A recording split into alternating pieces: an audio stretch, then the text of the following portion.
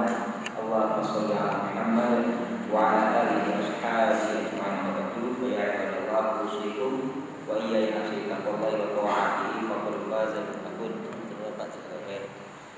Bapak-bapak ibu yang dirahmati Allah, alhamdulillah petang ini kita bisa bersama-sama mengaji dalam kajian ini tafsir tematik. Mudah-mudahan bapak-bapak ibu kita pada petang ini menjadi duduk yang bermanfaat dan dibanggakan oleh Allah Subhanahu wa taala kepada malaikat-malaikat yang ada di sekeliling Allah Subhanahu wa taala. Dan demikian semoga bapak-bapak ibu yang dirahmati Allah, kita awali terlebih dahulu kajian kita dengan bersama-sama membaca basmalah. Bismillahirrahmanirrahim. Sebelum kita mulai, bapak-bapak ibu, saya ingin mengucapkan dan mendoakan jemaah haji kita, terutama dari jemaah masjid yang baru. Ini kan sudah mulai berdatangan jemaah haji yang sudah bapak-bapak ibu, kepada Pak Sekalian Sorgan, juga Bapak Samsul Romo, Ibu Romo, dan semuanya menjadi haji yang mabrur dan umrohnya menjadi umroh yang masyhur. Dan demikian, dan bapak-bapak ibu yang belum menunaikan ibadah haji, mudah-mudahan memberikan kemampuan dan kemudahan Allah untuk menunaikan kewajiban ibadah haji sebagai kewajiban yang kelima dari Islam kita. Amin. Yang kedua, bapak-bapak ibu, saya juga mendoakan agar proses pembentukan takmir yang baru di masjid kita yang memberkahi ini, di masjid ini, mendapatkan kemudahan dari Allah, mendapatkan keberkahan dari Allah, dan membawa manfaat bagi umat Islam, khususnya di kalangan RW 11 Kelurahan Situkali ini. Dan demikian. Nah, itu bapak-bapak ibu yang dirahmati Allah, jangan bosan-bosan untuk berdoa kepada Allah seperti ini. Insyaallah kalau kemudian kita banyak-banyak berdoa kepada Allah, mudah-mudahan Allah itu memberikan limpahan kebaikan dan keberkahan, salah satunya lewat terpilihnya jajaran takmir yang baru nanti, yang kemudian mudah-mudahan bisa meneruskan kebaikan-kebaikan dari takmir sebelumnya dan menyempurnakan kekurangan-kekurangan dari jajaran takmir yang sebelumnya. Mudah-mudahan demikian. Bapak-bapak ibu yang dirahmati Allah, kita pada petang hari ini insyaallah akan membahas doa yang terkandung dalam surat Al-Baqarah ayat 250. A'udzubillahi minasyaitonir rajim. Bismillahirrahmanirrahim. Walamma barazu li Jalut wa junudihi qalu, dan tatkala mereka mulai nampak oleh Jalut dan tentaranya, mereka kemudian berkata, Rabbana afrigh 'alaina sabra wa tsabbit aqdamana wansurna 'alal qaumil kafirin. Wahai Tuhan kami, tuangkanlah, berikanlah kesabaran atas diri kami, kokohkanlah pendirian kami, dan tolonglah kami terhadap orang-orang yang kafir. Bapak-bapak ibu yang dirahmati Allah, doa ini diawali dari surat Al-Baqarah ayat 247. Allah berfirman, Alam tara ilal mala'i min bani Israila min ba'di Musa. Apakah kamu tidak memperhatikan bangsawan-bangsawan Bani Israel sesudah kematian Musa? Idh qalu linabiyyin lahum, ketika mereka berkata kepada nabi mereka. Dalam riwayat Imam As-Sudi disebutkan bahwasanya nabinya ini adalah Nabi Samuel, gitu Pak. Jadi kalau bahasa Yunani Samuel. Nah, bapak-bapak ibu yang dirahmati Allah, apa yang mereka katakan pada nabi mereka ini? Mereka mengatakan, ib'ats lana malikan nuqatil fi sabilillah. Pilihlah kepada kami, angkatlah bagi kami seorang raja, agar kami mampu berperang di jalan Allah. Qala, kemudian nabi mereka menjawab, hal asaitu in kutiba alaikumul qitalu alla tuqatil. Jangan-jangan mungkin nanti jika diwajibkan perang kepada kalian, kalian ini mundur tidak jadi perang. Jadi ini jawaban untuk menguji dari nabi mereka. Lalu kemudian mereka menjawab untuk meyakinkan nabi mereka ini. Qalu wa ma lana alla nuqatil diyarina wa abnaina. Bagaimana mungkin kami tidak berjuang di jalan Allah? Wa qad ukhrijna min diyarina, padahal kami sudah diusir dari rumah-rumah kami. Begitu juga dengan anak-anak kami. Bapak-bapak, ibu yang dirahmati Allah, jadi dikisahkan Bani Israel ketika itu dijajah oleh bangsa Amalek. Bangsa Amalek ini dipimpin oleh raja mereka, yaitu Raja Jalut.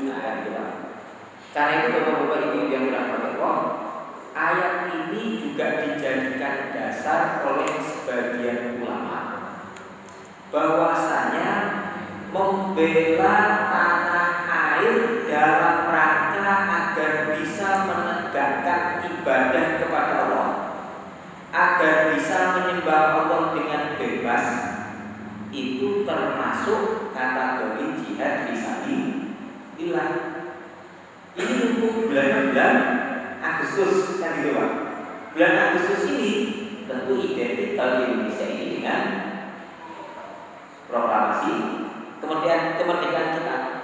Nah, bapak-bapak, ibu yang dirahmati Allah, sejarah itu mencatat betul bahwasanya umat Islam itu mempunyai porsi terbesar dalam perjuangan bangsa ini ketika mengusahakan kemerdekaannya. Jadi kemerdekaan ini merupakan rahmat dari Allah Subhanahu wa taala, bukan usaha individual orang per orang. Gitu Pak. Mungkin kita mengenal pahlawan-pahlawan yang dikenalkan kepada kita dan dicatat oleh buku sejarah kita. Tetapi banyak sekali mujahid-mujahid umat Islam yang kemudian gugur untuk mengusahakan kemerdekaan negeri ini, yang kemudian tidak dicatat oleh buku sejarah, tapi Allah Subhanahu wa taala tetap mencatat mereka. Karena itu bapak-bapak, ibu yang dirahmati Allah, sekali lagi berjuang untuk mengusahakan agar kita ini bisa menyembah Allah dengan bebas, itu termasuk berjihad di jalan Allah. Tadi bapak-bapak, ibu yang dirahmati Allah, salah satu cara paling efektif untuk mengisi kemerdekaan kita ini adalah dengan cara berbuat baik dalam rangka untuk kemudian menyembah kepada Allah Subhanahu wa taala. Bapak-bapak di masjid ini mengadakan pengajian rutin seperti ini. Yang disampaikan adalah nasihat-nasihat yang baik. Ini termasuk mengisi kemerdekaan. Bapak-bapak mengadakan kelas tahsin Al-Quran, memperbaiki bacaan Al-Quran. Lalu kemudian dengan bacaan Al-Quran itu orang-orang semakin mencintai Al-Quran, sehingga semakin banyak mereka membaca Al-Quran, hatinya semakin terpaut dengan Quran, yang kemudian terpancar dari akal mereka. Nah, ini termasuk mengisi kemerdekaan Pak. Adapun upacara-upacara, seremoni, peringatan dan sebagainya itu semuanya hanya simbol-simbol untuk menguatkan semangat kemerdekaan tadi. Tapi esensi utama dari mengisi kemerdekaan tadi itu berjuang agar kemudian seseorang ini bisa bebas untuk kemudian menyembah kepada Allah Subhanahu wa taala. Di Indonesia ini kan kita patut bersyukur Pak. Umat yang paling banyak adalah umat Islam. Kalau kemudian yang paling banyak adalah umat Islam, belum tentu di Indonesia ini bisa rukun seperti sekarang ini. Di India beberapa waktu yang lalu terjadi kerusuhan, ada wanita yang dinistakan secara beramai-ramai. Jadi bapak-bapak, ibu yang dirahmati Allah, kalau kemudian manusia itu landasannya bukan keimanan, maka perilakunya seperti binatang, bahkan kemudian lebih hina lagi. Jadi sekali lagi, ayat ini boleh dijadikan dasar berbuat baik, mengerjakan pekerjaan-pekerjaan yang baik, amal-amal soleh, untuk kemudian menuju kepada kebebasan untuk menyembah Allah dengan baik. Itu bisa dikategorikan sebagai jihad fisabilillah. Yang berprofesi sebagai pegawai negeri, kemudian berusaha bekerja dengan baik, tidak menyelewengkan apa-apa dan sebagainya, maka itu termasuk mendapatkan pahala jihad fisabilillah Allah. Setiap amal perbuatan yang kemudian diniatkan berbakti kepada Allah lewat negara ini agar kemudian warnanya bisa menyembah Allah dengan baik, maka itu bisa termasuk usaha berjuang di jalan Allah. Saya terus lagi bapak-bapak ibu yang dirahmati Allah. Setelah mereka kemudian membantah, memberikan argumentasi kepada nabi mereka, Allah kemudian memberikan penegasan. Falamma kutiba alaihimul qitalu tawallaw illa qalilan minhum. Maka tatkala perang itu telah diwajibkan atas mereka, tawallaw, mereka kemudian berpaling, illa qalilan minhum, kecuali sedikit saja. Wallahu alimun bidzalimin, dan Allah maha mengetahui terhadap perilaku orang-orang yang zalim. Karena itu bapak-bapak ibu yang dirahmati Allah, Rasulullah itu memberikan wanti-wanti pada kita. Jadi kan Rasulullah dan para sahabatnya itu orang-orang pemberani di berbagai macam keadaan. Mereka takut kepada Allah, karena itu kemudian membuat mereka ini menjadi pemberani ketika di medan-medan yang membutuhkan keberanian. Tapi Rasulullah memberikan wanti-wanti. Kalau Rasulullah SAW, la tatamannau liqa'al adu, jangan kalian ini berangan-angan, bercita-cita untuk bertemu dengan musuh. Ojo nantang-nantang, gitu Pak. Ojo jaluk-jaluk perang, gitu. Was'alullahal afiyata, tapi mohonlah kepada Allah afiat. Tapi kalau sudah ketemu dengan musuh, fasbutu. Kalau ketemu dengan musuh, maka tegaklah, kokohkanlah barisan kalian. Nah, bapak-bapak ibu yang dirahmati Allah, karena itu perilaku Bani Israil yang disebutkan dalam ayat ini tadi itu bisa dijadikan pelajaran. Nah, ini kan mereka meminta untuk ditunjuk raja untuk memimpin mereka perang. Nah, bapak-bapak ibu yang dirahmati Allah, kalau wasiat Nabi kita demikian. Wa qala lahum nabiyyu, lalu kemudian nabi mereka berkata kepada mereka, innallaha qad ba'atha lakum qawlan tamalika, sesungguhnya Allah telah mengutus kepada kalian, telah mengangkat bagi kalian Talut sebagai raja. Bani Israel ketika itu dipimpin oleh keturunan Yehuda. Bapak-bapak ibu yang dirahmati Allah, dan keturunan Yehuda ini menduduki posisi terhormat sebagai bangsawan-bangsawan Bani Israel. Sedangkan Talut ini, kalau bapak-bapak ibu yang dirahmati Allah, itu dari kalangan biasa, rakyat jelata, miskin, tidak punya pendidikan apapun. Karena itu bapak-bapak ibu yang dirahmati Allah, Bani Israel, pemuka-pemuka Bani Israel ini kemudian mempertanyakan pengangkatan Talut sebagai raja ini. Qalu anna yakunu lahul mulku alaina, bagaimana mungkin dia ini bisa menjadi raja bagi kami, wa nahnu ahaqqu bil mulki, padahal kami ini lebih berat jadi raja dibandingkan dia. Kami ini bangsawan, dia dari kalangan rakyat jelata. Walam yu'ta sa'atan minal mal, dan juga dia ini tidak punya harta yang banyak. Bapak-bapak ibu yang dirahmati Allah, ini perilaku yang berulang setiap masa. Biasanya bapak-bapak ibu yang dirahmati Allah, kekuasaan itu menjadi candu.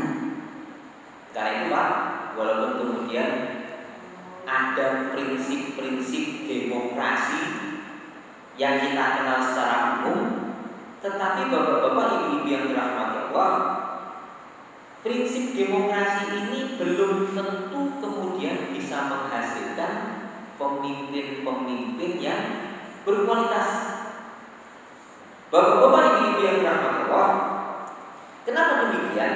Karena memang sifat manusia itu kalau kemudian sudah bersentuhan dengan kepemimpinan, kekuasaan, maka kalau kekuasaan itu tidak diimbangi dengan ketakutan kepada Allah Subhanahu wa taala, maka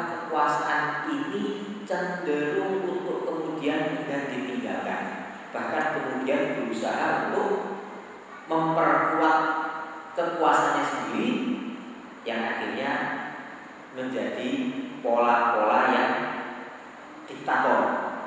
Karena itu orang-orang barat sendiri itu mempunyai adagium power tend to corrupt, absolute power corrupt absolutely. Kekuasaan itu condong untuk kemudian menyeleweng. Kekuasaan yang absolut itu potensi nyelewengnya juga lebih besar lagi. Nah, bapak-bapak, ibu-ibu yang dirahmati Allah, dan biasanya kekuasaan yang seperti ini yang kemudian berputar-putar di lingkungan sendiri saja dan sebagainya, itu biasanya berkelindan ditunjang dengan modal kapital yang menyokong kekuasaan tersebut. Karena itu kalau dalam bahasanya Al-Quran ini, nahnu ahaqqu bil mulki minhu, kami ini bangsawan-bangsawan Bani Israel lebih berhak untuk jadi raja dibandingkan dia, karena dia ini bukan termasuk golongan bangsawan seperti kami. Walau kita sa'atan minal, dan dia ini tidak punya harta. Nah, bapak-bapak, ibu-ibu yang dirahmati Allah, tetapi Nabi mereka kemudian menjawab, innallaha istofahu alaikum, sesungguhnya Allah telah memilih, melebihkan dia atas kalian, wazadahu basitotan fil ilmi wal jismi, dan juga Allah memberikan bekal kepada dia berupa basitotan fil ilmi wal jismi, kekuatan, kelebihan dalam bidang ilmu dan juga dalam bidang badannya. Jadi Tolong Niko menguasai ilmu perang, juga kemudian badannya kuat. Wallahu yu'timul mulka man yasha, wallahu wasi'un alim. Allah memberikan kerajaan kepada siapa yang dikehendakinya, dan Allah Maha mengetahui dan Maha luas pemberiannya. Tidak hanya itu, bapak-bapak, ibu-ibu, Nabi mereka pun bahkan kemudian memberikan tanda bahwasanya ini memang pemimpin pilihan Allah. Dalam ayat berikutnya Allah berfirman, wa qala lahum nabiyyun inna ayata mulkihi ayyatiyamut tabutu fihi sakinatun min rabbikum wa baqiyatun mimma taraka alu Musa wa alu Haruna tahmiluhul malaikah. Jadi ada sesuatu yang ajaib yang tidak mungkin kemudian itu muncul dari kuasa manusia. Nabi mereka mengatakan pada Bani Israel, untuk menguatkan perkara ini, yang pilih ini betul-betul dari Allah dan bukan saya, maka Allah akan memberikan tanda bagi kerajaannya. Apa itu? Yaitu datangnya tabut. Tabut itu peristiwa miliknya Nabi Musa dan Nabi Harun, yang sepertinggal Nabi Musa dan Nabi Harun setelah wafatnya mereka kedua Nabi ini, tabut ini hilang. Ketika tabut ini hilang, maka kemudian diyakini oleh Bani Israel mereka ini akan dijajah oleh bangsa yang lain. Nah, akhirnya bapak-bapak, ibu-ibu yang dirahmati Allah, tabut ini muncul lagi di hadapan mereka, dibawa oleh malaikat, lalu kemudian Nabi mereka memberitahukan fihi sakinatun min rabbikum wa baqiyatun mimma taraka alu Musa wa alu Harun. Di dalam tabut ini munculnya tabut saja itu membawa ketenangan. Jadi bapak-bapak, ibu yang dirahmati Allah, tenang itu kan separuh dari keberhasilan. Kita kalau umpamanya ingin berhasil, kita ini dituntut tenang dulu. Kalau kemudian berusaha musuh, maka bisa jadi kita ini malah tidak berhasil. Nah, bapak-bapak, ibu yang dirahmati Allah, tidak heran kalau sekarang ini kan kadang-kadang orang-orang itu butuh simbol-simbol untuk kemudian merasa tenang pada dirinya. Ada yang kemudian dengan simbol-simbol tertentu, keris dan sebagainya, agar kemudian hanya menjadi tenang dan sebagainya. Tapi bapak-bapak, ibu yang dirahmati Allah, ketenangan yang datang kepada Bani Israel ini itu ketenangan yang hakiki, karena merupakan sesuatu yang dijamin oleh Allah Subhanahu wa taala, yaitu dengan melihat tabut saja mereka langsung kemudian yakin, wah ini kita akan menang lagi di perang. Nah, tabut muncul lagi loh. Di samping itu bapak-bapak, ibu-ibu, tabut ini juga kemudian di dalamnya ada sisa-sisa barang-barang peninggalan Nabi Musa dan Nabi Harun, yang kemudian tabut ini dibawa oleh malaikat. Allah menegaskan lagi melalui nabinya di tangan dari Israel ini, inna fi dzalika la'ayatan lakum in kuntum mu'minin. Ini sesungguhnya betul-betul tanda-tanda kekuasaan Allah bagi kalian kalau kemudian kalian ini termasuk golongan yang beriman. Ceritanya berlanjut Pak. Akhirnya Tolut membawa tentaranya berangkat. Falamma fasala Tolut bil julud. Mereka kemudian berangkat meninggalkan tanahnya ini untuk berperang lawan Jalut. Wahab bin Nabi itu menyebutkan dalam tafsir Qurtubi, Imam Wahab bin Nabi itu menyebutkan jumlah tentara yang berangkat itu sekitar 80.000 orang. Tapi bapak-bapak ibu yang dirahmati Allah, di tengah jalan tentara ini merasa kehausan. Mereka mengeluh kepada Tolut bahwasanya air kita ini tidak cukup untuk minum. Gitu. Nah, ketika itu bapak-bapak ibu yang dirahmati Allah, Tolut kemudian memberitahukan kepada bala tentaranya, innallaha mubtaliikum binahar. Ada beberapa pendapat tentang firman Allah ini, Pak. Yang pertama, tentaranya Tolut meminta kepada Tolut agar kemudian berdoa kepada Allah, lalu kemudian Allah membuat bagi mereka itu sebuah sungai sebagai ujian, dan Tolut memberikan wanti-wanti peringatan pada tentaranya ini. Sesungguhnya Allah itu akan membuat ujian bagi kalian berupa sebuah sungai. Apa pelajarannya Pak?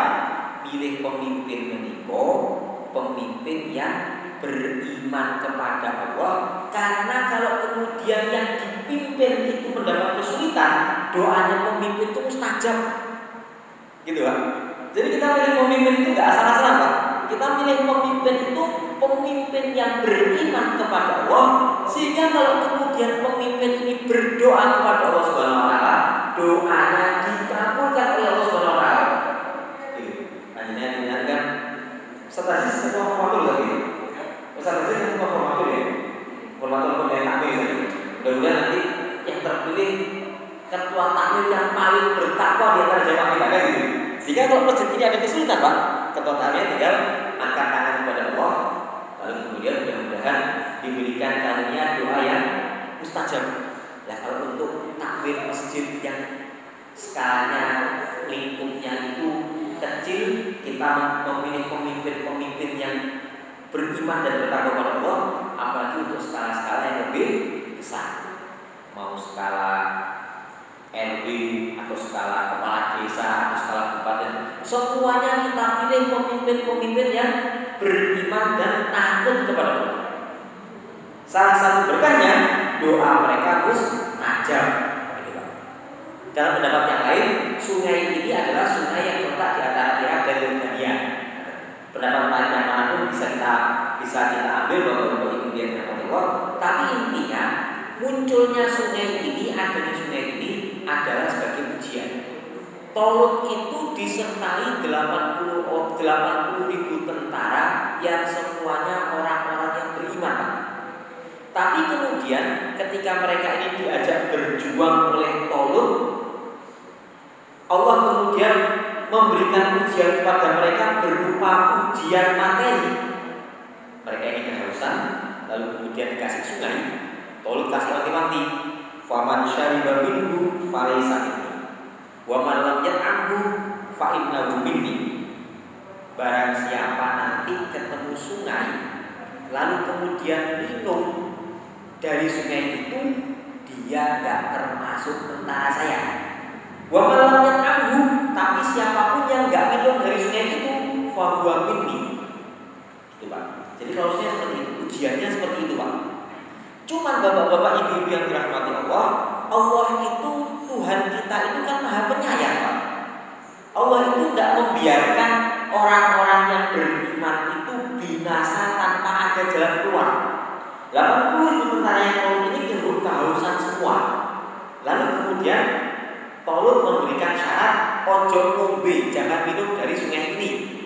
Tapi kemudian syariat yang seperti itu, kalau itu titik, nggak boleh minum sama sekali walaupun ada sungai, berarti itu syariat yang tidak sesuai dengan kemanusiaan, dan itu nggak mungkin dari Allah. Karena itu Allah kemudian membuat pintu untuk untuk ujian berikutnya. Illa man tarafa ghurfatan biyadi, kecuali yang tidur dengan cidukan tangannya saja. Apa maknanya bapak-bapak ibu-ibu yang dirahmati Allah?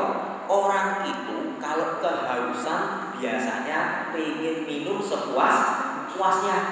Bulan Ramadan, wayai musim kemarau, waktunya musim kemarau, maka godaan kolak menjelang buka puasa itu adalah godaan terbesar bagi iman seseorang. Kan gitu Pak ya? Itu bagi buka puasa itu baik aku iku baru iku sedikit dan kan gitu Pak. Nah, bapak-bapak ibu yang dirahmati, karena itu kemudian godaan terbesar bagi orang-orang itu adalah godaan materi. Dan godaan materi seperti ini itu juga melanda orang-orang yang beriman Pak.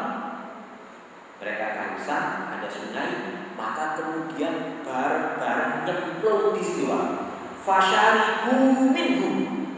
Allah menggunakan kalimat dalam bentuk jamak. Semuanya atau sebagian besar di antara mereka masuk ke dalam sungai dan minum sepuas-puasnya. Mereka mempertemukan hawa nafsunya. Illa qalilan minhum, kecuali sedikit saja di antara mereka. Apa akibatnya Pak? Orang kalau kemudian sudah memperturutkan hawa nafsunya, maka semangat untuk berjuangnya menjadi luntur.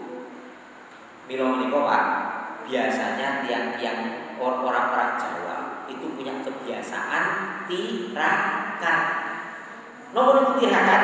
Tirakat itu kan menjauhkan diri dari perkara-perkara yang sifatnya materi. Biasanya mengurangi makan, mengurangi tidur itu untuk berzikir kepada Allah Subhanahu wa taala, bukan untuk diisi kegiatan-kegiatan yang tidak ada maknanya dan sebagainya. Untuk apa? Agar kemudian jiwanya itu jadi kuat. Tapi kalau coba saja bapak-bapak ibu-ibu banyak makan, banyak minum, banyak guyon, banyak nonton TV, untuk diajak ke masjid itu rasanya mabuk, untuk baca Quran itu rasanya susah Pak. Gitu. Jadi kalau orang sudah kemudian terlalu banyak menikmati materi, maka untuk berjuang ini menjadi berat. Karena itu tentara Tolut ketika kemudian selesai minum, falamma jawazahu huwa walladzina amanu ma'ahu, ketika kemudian mereka ini nyebrangi sungai, itu sudah melewati sungai, dia dan orang-orang yang beriman kepada dia, mereka mengatakan la qala yawma bijalillah wa junudihi. Hari ini kita tidak punya kesanggupan untuk berperang melawan Jalut dan tentaranya. Padahal kalau hitungannya manusia Pak, badan perut ini kenyang, tenaga akan semakin kuat kan gitu. Tapi ternyata kemenangan itu bukan karena perkara fisik Pak. Kemenangan itu ditentukan oleh kekuatan iman. Nah gitu Pak. Bapak-bapak ibu-ibu yang dirahmati Allah, yang menarik frase dari ayat ini adalah falamma jawazahu wa walladzina amanu ma'ahu.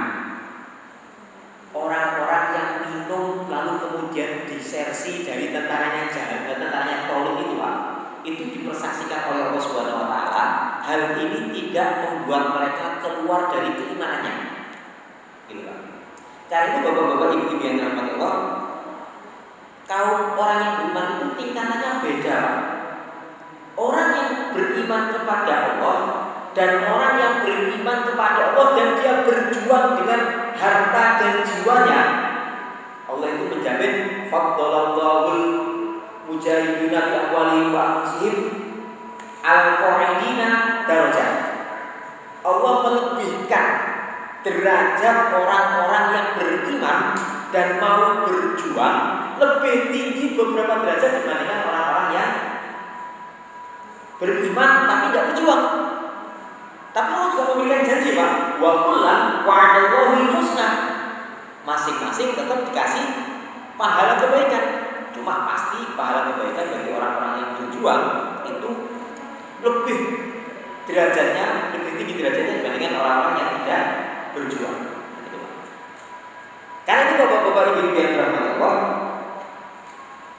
orang-orang yang tertinggal bersama Tolut, dan itu mereka cuma sedikit Pak. Mereka ini dalam bahasa yang sederhana Pak, mereka ini dimotivasi untuk menghibur diri mereka. Mereka kemudian mengatakan, kam min fi'atin qalilatin walabat fi'atan katsiratan biidznillah. Berapa banyak jumlah orang-orang yang sedikit mampu mengalahkan jumlah yang banyak dengan izin dari Allah Subhanahu wa taala. Ini sebenarnya kalimat untuk menghibur diri, Pak. Gitu. Karena itu bapak-bapak ibu yang dirahmati Allah, secara psikologi itu ketika sudah menghadapi musuh, kemudian teman-temannya mundur, hanya keimanan yang mampu kemudian membuat orang-orang itu bertahan. Karena itu kemudian mereka memotivasi diri mereka dengan kalimat kam min fi'atin qalilatin wa la fi'atan katsiratan biidznillah. Berapa banyak jumlah yang sedikit mampu mengalahkan jumlah yang banyak. Syaratnya apa Pak? Jumlah yang sedikit mampu mengalahkan jumlah yang banyak itu syaratnya biidznillah, dengan izin dari Allah. Bapak-bapak, ibu yang dirahmati Allah, Rasulullah itu setelah peperangan penaklukan kota Mekah, beliau ini melanjutkan dengan peperangan Hunain. Penaklukan kota Mekah dan perang Hunain itu jaraknya tidak sampai 1 bulan Pak. Nah ketika itu tentara kaum muslimin itu bertambah banyak. Awalnya penaklukan kota Mekah cuma 10.000, setelah penaklukan kota Mekah bertambah jadi 12.000. Sampai-sampai kemudian jumlah yang banyak ini dalam anggapan beberapa orang kaum muslimin, mereka merasa hari ini kita tidak akan kalah lagi karena jumlah kita sudah banyak. Allah merekam kalimat itu dengan firman-Nya, in a'jabatkum kasratukum. Ketika jumlah kalian membuat kalian itu takjub dan berbangga. Tapi apa yang terjadi dalam perang Hunain itu, tentaranya Rasulullah pertama kali perang langsung kalah. Jadi dihujani panah dari mana-mana, ketika menjelang subuh masih gelap, akhirnya kocar-kacir Pak. Gitu. Lalu kemudian atas berkat taufiknya Allah, Rasulullah itu kemudian memanggil tentara kembali, lalu kemudian berhasil memukul balik orang-orang Hawazin dan Thaqif dalam perang Hunain ini. Nah, bapak-bapak ibu yang dirahmati Allah, dari kasus perang Hunain ini saja kita kemudian juga bisa mengambil pelajaran, kemenangan itu kuncinya izin dari Allah. Nah ini dalam surat Al-Quran 160 kalau saya bisa ingat, Allah itu berfirman, in yansurkumullahu fala ghaliba lakum. Kalau Allah sudah menolong kalian, fala ghaliba lakum, tidak akan ada yang mampu mengalahkan kalian. Wa in yahdurkum, kalau Allah sudah menghinakan kalian, yahdul itu meninggalkan pertolongannya. Kalau Allah sudah meninggalkan pertolongannya bagi kalian, faman alladzi yansurukum min ba'di, siapa lagi yang bisa menolong kalian selain dari pertolongannya Allah Subhanahu wa taala. Jadi kunci utamanya itu Pak, kalimat biidznillah. Nanti di dalam beberapa ayat berikutnya kalimat biidznillah itu juga akan diulang lagi Pak. Nah, bapak-bapak ibu yang dirahmati Allah, kemudian Allah melanjutkan firman-Nya, wallahu ma'as-sabirin, dan Allah bersama orang-orang yang sabar. Walamma barazu li Jalut wa junudihi qalu rabbana afrigh 'alaina sabran wa tsabbit aqdamana wa ansurna 'alal qaumil kafirin. Ketika mereka sudah mubarozah itu pertempuran satu lawan satu berhadapan. Jadi secara bahasa itu barozu itu artinya menyerbu kepada musuh. Tapi bapak-bapak ibu yang dirahmati Allah, dalam Quran terjemahan kita ini diterjemahkan ketika tentara Jalut itu sudah mulai nampak. Jadi sudah mulai ketemu dengan tentara yang musuh, mereka kemudian melantunkan doa yang terkenal Pak. Jadi bisa kita amalkan. Rabbana afrigh 'alaina sabran. Wahai Tuhan kami, karuniakanlah kepada kami, limpahkanlah kepada kami kesabaran. Kesabaran itu berat Pak. Dan itu Allah berfirman dalam Al-Quran, wasta'inu bis-sabri was-shalah. Sabar sama sholat dijadikan sesuatu yang bersanding Pak. Kenapa kok demikian? Bapak-bapak ibu yang dirahmati Allah, para ulama sebagian menafsirkan sabar itu ibaratnya matahari, sholat itu ibaratnya bulan. Dua-duanya ini sama-sama bercahaya. Matahari sama dan bulan sama-sama bercahaya. Tapi bedanya, nek matahari itu cahayanya ada panasnya. Nek bulan itu cahayanya terasa lembut. Karena itu sabar itu Pak, diibaratkan matahari, karena ada beban yang ditanggung Pak. Gitu. Perang itu kan membutuhkan kesabaran, membutuhkan kesabaran, lari Pak, takutan itu Pak. Gitu. Berjuang itu membutuhkan kesabaran. Kalau nggak membutuhkan kesabaran, pasti kemudian berguguran di tengah-tengah perjalanan. Ada bukunya Muhyiakan itu sering dibaca oleh orang-orang yang berjuang di jalan Allah untuk kemudian menyemangati mereka.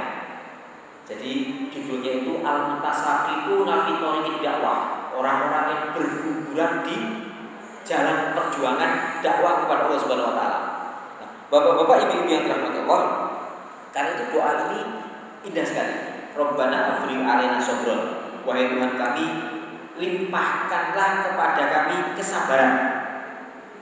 Wasabbit aqdamana, dan kokohkanlah kaki-kaki kami, Pak, pijakan kami. Jadi dikokohkan dan mundur. Takmir masjid yang baru nanti perlu kemudian banyak-banyak membaca doa ini juga Pak. Kenapa demikian? Menjadi takmir itu perkara berat Pak. Yang benar percaya tanya pada saudara. Jadi yang sana minta sini seperti ini, yang sana minta seperti ini, kayak gitu. Memutuskan A, yang sana nggak puas. Memutuskan B, yang sini yang dia nggak puas. Itu perkara berat Pak. Butuh kesabaran. Yang kedua, butuh agar kaki itu dikokohkan kedudukannya, agar dikuatkan oleh Allah Subhanahu wa taala. Yang ketiga, wansurna 'alal qaumil kafirin. Tolonglah kami atas orang-orang yang kafir. Kalau kemudian Allah sudah kasih limpahan sabar, Allah sudah menguatkan kedudukan, maka insya Allah orang-orang kafir itu menjadi golongan yang kalah. Kita ambil contoh skup kecil masjid kita. Nek takmire sabar, lalu kemudian Allah memberikan kekokohan kedudukan, mimpin jamaah kanti said, maka program-program masjid ini bisa berjalan dengan baik. Korban setiap tahunnya bisa nambah. Tahun kemarin ini dari tahun ini 8 sampai tadi tahun sebelumnya 9. Ada Allah. Karena memang berkah itu bukan dari kita loh, kayak gitu. Mudah-mudahan tahun depan ini bisa nambah lagi yang berarti. Baik. Nah, bapak-bapak ibu yang dirahmati Allah, apa kemudian akibat dari doa ini? Fahazamuhum biiznillah. Kalimat biiznillah ulang lagi. Maka mereka kemudian mengalahkan tentaranya Jalut dengan izin dari Allah Subhanahu wa taala. Bagaimana izin dari Allah Subhanahu wa taala itu terjadi? Wa qatala Dawudu Jalutan, dan Nabi Dawud membunuh Jalut. Dalam banyak kisah tafsir Pak, dan ini memang kisah Israiliyat, tapi karena kemudian tidak berkaitan dengan hukum-hukum apapun, maka kisah ini bisa dibaca untuk pengetahuan. Dikisahkan Nabi Dawud itu tentara yang paling kecil dan tentara yang paling muda. Dia punya 7 saudara, semuanya ikut jadi tentara di tentaranya Daud ini Pak. Nabi Daud itu awalnya nggak pengen ikut perang. Enggak usah. Saya menanyakan ini Ustaz. Maqala lahum nabiyuhum inna ayatan ayat yakut cabut.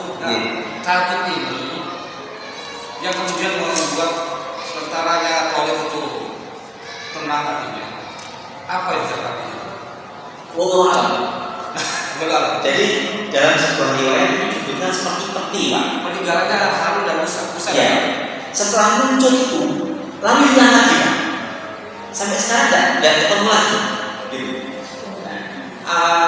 Tapi kemunculannya ini bukan perkara yang penting pada kemunculan tabut ini Pak, tetapi bahwasanya ketenangan yang ditimbulkan oleh Bani Israil ketika melihat munculnya tabut ini yang kemudian menjadi perkara yang bisa kita jadikan teladan.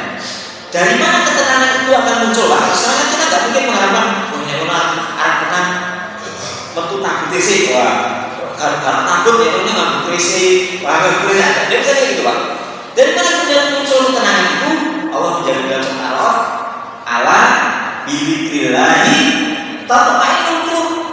Sesungguhnya dengan berzikir kepada Allah, hati itu akan tenang. Allah juga menjadi perkara zikir ini. Fadhkuruni azkurkum washkuruni wa takfurun. Ingatlah aku, niscaya aku akan mengingat dirimu. Gitu, Pak. Bagaimana berzikir itu, Pak? Bagaimana mengingat Allah itu? Dengan cara banyak berzikir. Sholat, memperbanyak ibadah. Ini saya tadi sempat berpikir sebuah kisah yang agak lucu, tapi menunjukkan terjadi di kalangan orang-orang yang berbeda, Pak. Jadi ceritanya kayak gini, Pak. Ada seorang imam pada masa listrik belum muncul, Pak, seperti zaman kita ini. Jadi orang-orang kalau sholat itu jam 8, Pak. Ada imam di masjid membaca surat Toha. Surat Toha ayat awal surat Toha gitu, Pak, sampai pada ayat 17. Ini kan kisahnya Nabi Musa. Wa ma tilka biyaminika ya Musa qala hiya 'asaya atawakkau 'alaiha wa ushu biha 'ala ghanami wa liya fiha ma'arib ukhra. Allah berfirman kepada Nabi Musa, wa ma tilka biyaminika ya Musa. Apa yang ada di tangan kanan itu, wahai Musa? Nabi Musa menjawab, qala hiya 'asaya. Ini tongkat saya ya Allah. Atawakkau 'alaiha. Saya bersandar dengan tongkat ini kalau lagi payah. Wa ahusyu biha 'ala ghanami, dan saya cari daun-daun untuk kambing-kambing saya ini, saya rontokkan dengan tongkat ini. Wa liya fiha ma'arib ukhra, dan saya punya kegunaan yang lain dari tongkat-tongkat ini. Gitu. Qala alqiha ya Musa. Allah bilang kasih perintah, lemparkan itu wahai Musa. Fa alqaha. Nabi Musa sudah lempar tongkat itu. Faidah hiya hayyatun tas'a. Tiba-tiba ketika dilempar, ular itu tongkat itu jadi ular. Ketika imamnya sampai pada ayat ini, Pak, itu tiba-tiba dari plafon masjid jatuh ular beneran. Begitu ini dengan pengimaman itu, Pak. Karena masjidnya gerak, makmumnya nggak tahu kalau imam itu kejatuhan ular. Akhirnya imamnya ketakutan, nggak berani melanjutkan. Dikira oleh makmumnya itu lupa, gitu. Iki imam kok menengahi, jojo orang apal terusannya. Akhirnya ada makmumnya mengingatkan itu, Pak. Khudha wala takhaf sanu'iduha sirataha ula.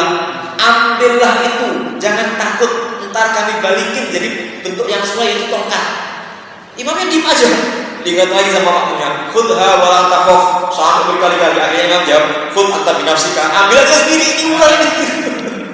Ini kisah lucu, Pak. Cuma bisa kita ambil pelajaran. Kalau ini terjadi di masjid kita di Muhajirin ini, Pak, kira-kira kalau imamnya mandek di fa'alqaha fa'idahiyah hayyatun tas'a, makmumnya kira-kira bisa nyambung nggak ini, Pak? Nyambung nggak kira-kira, Pak? Kayaknya kok kecil tuh yang nyambung, Pak, ya. Kenapa demikian? Kenapa kok dalam kisah saya tadi itu makmumnya bisa nyambung?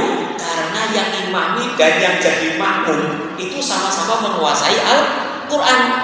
Sekarang ini, Pak, ini jadi pelajaran bagi kita. Yang imami dengan yang dimakmumi kadang-kadang ini nggak nyambung, Pak.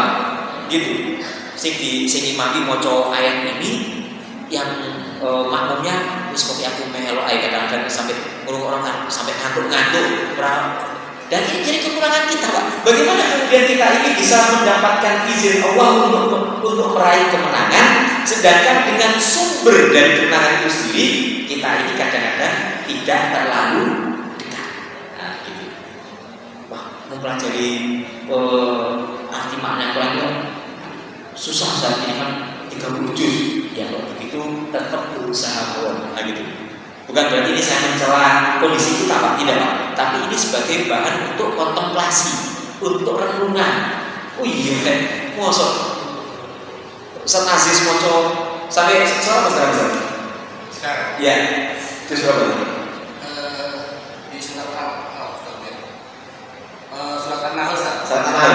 Masa Ustaz Azhar baca surat An-Nahl kemudian kita ini andai memahami bacaannya itu kan rasanya nikmat sekali.